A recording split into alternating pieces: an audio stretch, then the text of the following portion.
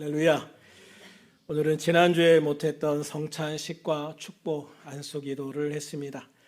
주님의 십자가 사랑과 은혜가 우리 가슴 속에 살아있는 한 달이 되기를 주님의 이름으로 축원합니다. 그리고 주님의 그 사랑과 은혜로 날마다 새 힘을 얻어 승리하는 우리들 교회 모든 성도님들이 되실 수 있기를 우리 주님의 이름으로 축원합니다. 우리는 복음의 핵심을 말할 때 보통 예수님의 고난과 죽음 그리고 부활을 이야기합니다. 그러나 여기까지 하면 복음은 불완전한 복음에 불과합니다. 예수님의 복음은 예수님의 승천과 다시 오심까지 이야기를 해야 온전한 복음이 되어지는 것입니다. 그래서 오늘은 예수님의 고난과 부활 다음에 이루어진 예수님의 승천과 다시 오심에 대한 약속의 말씀을 함께 나누려고 합니다. 예수님의 승천은 단순히 이 땅을 떠나신 이별식이 아닙니다. 예수님의 승천은 주님의 구원 사역이 성공적으로 완료되었음을 선포하는 대관식이고, 또 우리에게는 우리들이 천국 시민권자라는 증명서를 나누어 주는 시간이기도 합니다. 오늘 본문 9절을 보면 주님께서 그들이 보는 데 올려져 가시니 구름이 그를 가리어 보이지 않게 되었다라고 기록을 합니다. 언제나 성경에 보면 영광이 임할 때, 하나님의 영광이 임할 때 빽빽한 구름이 임하는 것을 보게 되어집니다. 실제로 우리가 생각하는 구름이라기보다는 하나님의 영광이 임할 때 구름처럼 그 주변이 이렇게 가리워지는 그런 현상이 나타나게 되어지는 것이죠. 그래서 예수님께서 무슨 손오공처럼 구름 타고 올라가신 게 아니라 예수님께서 승천하실 때 하나님의 영광이 임하셔서 그 주변에 구름 같은 것들이 빽빽하게 끼니까 꼭 구름 타고 올라간 것처럼 보였다, 그 말입니다. 그리고 어느 순간 구름이 가리워서 예수님이 더 이상 보이지 않게 되었다라고 말씀하고 있습니다. 오늘 우리는 이 승천 장면과 과정에서 주신 하나님의 말씀을 통해서 다음 세 가지를 생각해 보려고 합니다. 첫 번째는 승천의 의미입니다. 예수님의 승천은 단순히 이 땅에서의 사역을 마치고 떠나간 사건이 아닙니다. 예수님의 승천은 믿는 자들에게 영원한 생명이 실제로 주어졌음을 확인시켜 주고요, 또 우리가 돌아갈 본향이 어디인가를 확실하게 보여주는 사건이었습니다. 그렇다면 주님의 승천을 통해 우리는 무엇을 알 수 있을까요? 먼저 주님의 승천은 우리가 거할 처소를 완성하러 가신 영광스러운 약속이다라는 것을 알 수 있습니다. 요한복음 14장 2절과 3절을 같이 한번 읽어볼까요? 시작. 내 아버지의 집에 거할 곳이 많도다. 그렇지 않으면 너에게 일렀으리라. 내가 너희를 위하여 거처를 예비하러 가노니 가서 너희를 위하여 거처를 예비하면 내가 다시 와서 너희를 내게로 영접하여 나 있는 곳에 너희도 있게 하리라. 아멘. 예수님이 하늘로 올라가신 것은, 다시 말하면 천국으로 올라가신 것은 장차 우리가 가야 할 그 길을 예수님이 미리 보여주고 계시는 거예요. 내가 이렇게 천국으로 올라간 것처럼 너희도 이렇게 올라오게 되어질 것이다. 내가 간 이 길이 너희가 올 길이 되어질 것이다 라고 말씀하시는 거죠.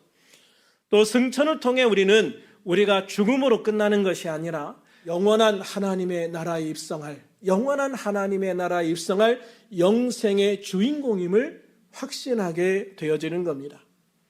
성경 창세기 5장에는 죽음을 경험하지 않고 하나님 나라로 옮겨진 에녹의 이야기가 나옵니다. 이 중에서 24절을 같이 한번 읽어볼까요? 시작. 에녹이 하나님과 동행하더니 하나님이 그를 데려가심으로 세상에 있지 아니하였더라. 에녹의 승천은 단순히 신비로운 사건을 넘어서 하나님과 깊이 동행하는 자에게 주어지는 영원한 생명의 보상이라는 것에 대해서 말씀해 주시고 있는 거예요. 예수님의 승천은 이 에녹 사건을 완성하신 것이에요. 에녹이 하나님과 동행하다가 하늘로 들려 올라갔듯이 예수님은 우리 인류의 대표자가 되셔서 그 하늘문을 활짝 열어 놓으신 겁니다. 히브리서 11장 5절은 믿음으로 에녹은 죽음을 보지 않고 옮겨졌다라고 말합니다. 그래서 에녹이 죽음을 보지 않고 살아있는 육신을 가지고 그대로 하늘로 올라갔다라는 것을 분명히 말씀해 주시고 있고요. 그는 옮겨지기 전에 하나님을 기쁘시게 하는 자라는 증거를 받았다, 그렇게 말씀하고 있습니다. 그래서 정말로 하나님이 기뻐하시는 자, 하나님과 영적으로 깊은 교제를 누리는 자를 이렇게 하나님이 그에게 죽음을 보지 않은 상태로 데리고 가셨다라는 것을 보여주시고 있는 거죠. 예수님의 승천 장면을 지켜본 제자들, 그리고 예수님을 믿고 오늘을 사는 우리 모두에게도 주님이 여신 그 길을 따라서 하나님 나라에 모두 다 이르게 되어질 줄로 믿습니다.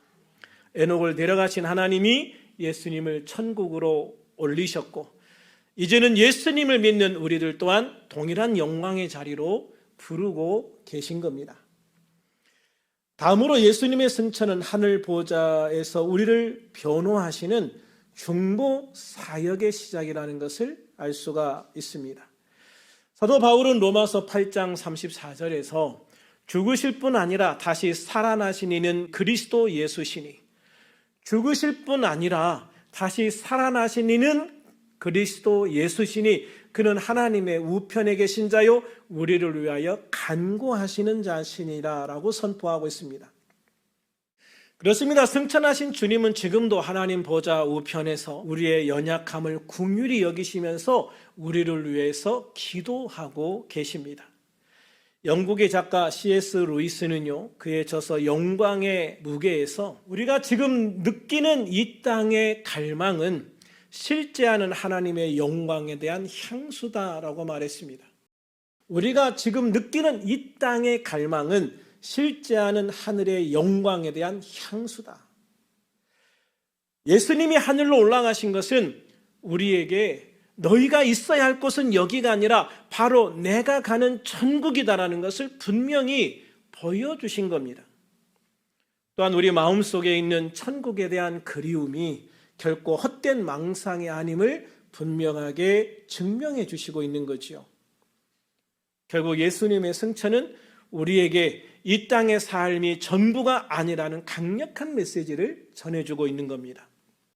그러므로 사랑하는 여러분, 비록 우리는 지금 발을 땅에 딛고 살아가고 있지만 우리의 영적 주소지는 이미 하늘에 있음을 기억하시기를 바랍니다. 에녹이 하나님과 동행하다가 그 품에 안겼듯이 우리도 이 땅에서 주님과 동행하다가 주님이 예비하신 저 영원한 저소에 넉넉하게 들어가게 될 줄로 믿습니다. 이 천국 소망이 오늘을 살아가는 우리 모두에게 가장 큰 위로와 소망 그리고 능력이 될 수 있기를 우리 주님의 이름으로 축원합니다. 두 번째로 예수님의 승천은 예수님께서 다시 오시겠다고 하는 약속의 시간이기도 했습니다. 승천의 영광에 취해서 하늘만 바라보던 제자들에게 이런 음성이 들려옵니다. 11절 같이 한번 읽어볼까요? 시작. 이르되 갈릴리 사람들아 어찌하여 서서 하늘을 쳐다보느냐? 너희 가운데서 하늘로 올려지시니 예수는 하늘로 가심을 본 그대로 오시리라 하였느니라. 할렐루야. 하늘로 가심을 본 그대로 오시리라. 이 약속은 기독교 신앙의 마침표이자 우리 구원 사역의 최종적인 완성을 의미합니다. 예수님이 이 땅에 다시 오실 때 예수님은 이 땅에 흩어진 모든 성도들의 눈물을 닦아주시고 깨어진 세상을 회복시켜 주실 것입니다. 그리고 이날은 하나님의 통치를 온전히 완성하시는 승리의 날이 되어질 것입니다. 역사 속에서 우리는 약속이 주는 힘이 얼마나 큰지를 잘 알고 있습니다. 2차 세계대전 중에 일본군에 밀려 필리핀을 떠나야 했던 더글러스 맥아더 장군은 이 필리핀을 떠나면서 단 한 문장을 남겼습니다. I shall return. 나는 다시 돌아올 것이다. 나는 다시 돌아올 것이다. 그가 떠난 후 필리핀 사람들은 일제 압박에 굉장히 힘든 시간을 버텨야 했습니다. 그런데 그 힘들고 어려운 시간, 그들이 붙잡을 수 있었던 소망이 바로 메가더가 떠날 때 했던 이 말이라고 합니다. 나는 돌아올 것이다. 메가더 장군이 다시 돌아올 때 우리는 해방되어질 것이고 이 압제에서 벗어날 수 있을 것이다. 그 소망 한마디 붙잡고 그들은 그 시간을 버텼다라고 이야기를 합니다. 그리고 2년 뒤 메가더 장군이 실제로 해안가에 발을 내딛게 되었을 때 그 약속은 현실이 되었고 필리핀은 해방의 날을 맞이하게 되었습니다. 하물며 한 인간의 약속도 한 민족에게 버틸 힘을 주는데요, 만왕의 왕이신 예수님의 약속은 얼마나 더 귀한 약속이 되겠습니까? 주님은 가심을 본 그대로, 제자들이 본 그대로 다시 오실 것이라고 말씀하셨습니다.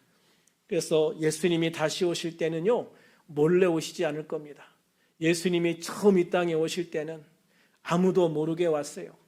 예수님이 태어나던 그 밤에 자지 않고 깨어있던 몇몇 목동들에게만 예수님이 오시는 그 날을 보게 했습니다. 그러나 예수님이 다시 오실 때는 그렇지 않을 겁니다. 천사들이 나팔을 불면서 세상에 공포할 겁니다. 이제 예수님이 이 땅에 다시 오셨다. 그리고 세상 모든 사람들이 그들의 눈으로 직접 예수님이 이 땅에 오시는 장면을 목격하게 되어질 것입니다. 그렇게 예수님이 다시 오시는 그날, 이 세상에는 마귀의 권세가 끝나는 날이 되어지고 우리에게는 진정한 자유와 해방이 선포되어질 것입니다.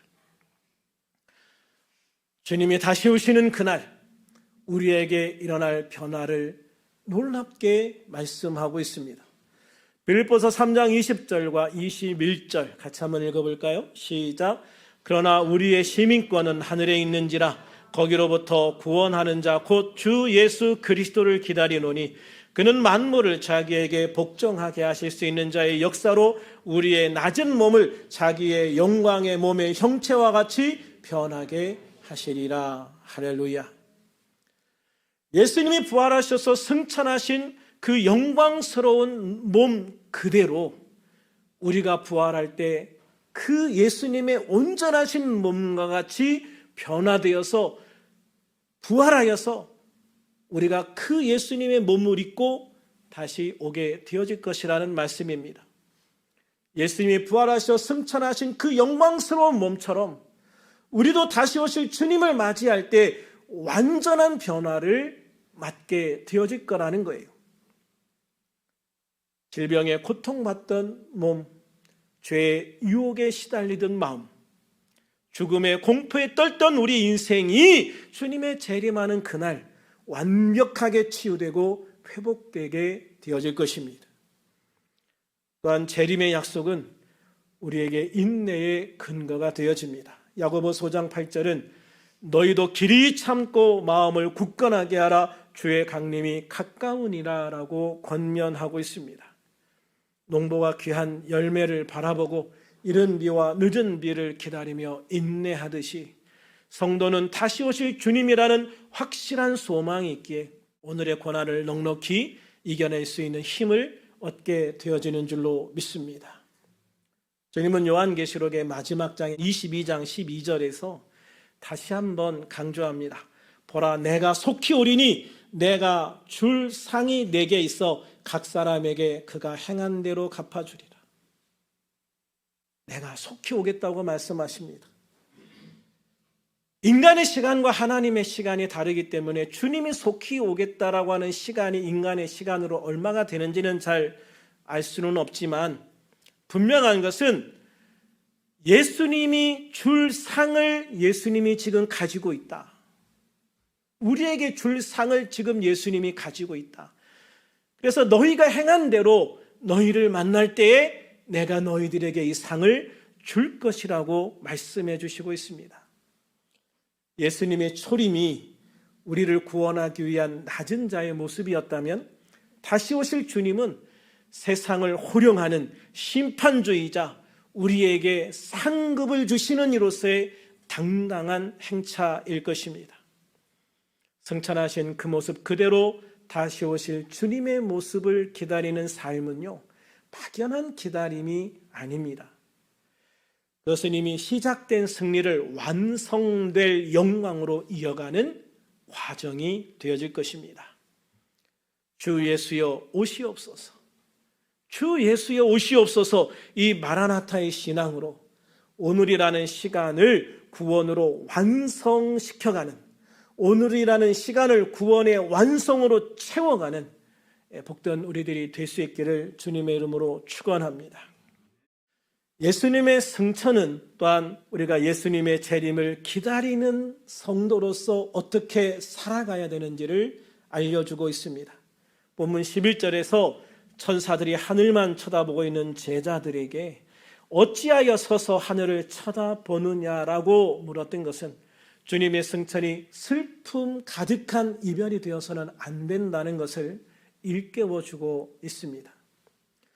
주님이 다시 오실 것이라는 약속을 받은 우리에게 남겨진 과제는요, 하늘이 아니라 우리가 발을 딛고 있는 이 땅을 바라보며 주님의 통치를 드러내는 것입니다. 다시 오실 주님을 기다리는 성도의 가장 올바른 자세는 바로 오늘을 살아내는 증인의 삶이기 때문입니다. 예수님은 사도행전 1장 8절에서 승천하시기 직전에 마지막 유언과도 같은 말씀을 남기셨습니다. 오직 성령이 너에게 마시면 너희가 권능을 받고 예루살렘과 온 유대와 사마리아와 땅끝까지 이르러 내 증인이 되리라. 여기서 증인이라는 말은 단순히 지식을 전달하는 사람이 아니라, 단순히 말로 뭔가를 전달해 주는 사람이 아니라 자신이 본 것을 삶으로 증명해내는 사람이라는 뜻을 가지고 있습니다. 자신이 본 것을 삶으로 증명해내는 사람, 이런 사람을 성경이 말하는 증인이라고 한다라고 하는 것이지요. 주님은 우리가 구름 속으로 사라진 예수님의 뒷모습만 그리워하며 살기를 원하지 않으십니다. 오히려 예수님이 다시 오실 때까지 이 땅에 하나님의 나라의 가치를 심어가는 거룩한 대리인으로서, 거룩한 증인으로서 살아가기를 원하시는 거죠. 2차 세계대전 당시 나치의 수용소에서 살아남아서 전 세계 용서와 소망의 복음을 전한 코리덴 부음 여사가 있습니다. 이 코리덴 부음 여사의 저서 주님은 나의 피난처라는 책에는 이런 이야기가 실려 있습니다. 그녀의 아버지는 네덜란드의 경건한 시계 수리공이었습니다. 나치에 의해서 수용소로 끌려가기 전에 어린 코리가 미래에 대한 두려움으로 떨고 있을 때 아버지는 이렇게 말합니다. 코리야, 기차 여행 갈 때 아빠가 너에게 차표를 언제 주지? 일주일 전에 주니? 아니면 기차 타기 직전에 주니? 코리가 대답합니다. 아버지는 늘 기차 타기 직전에 주시지요.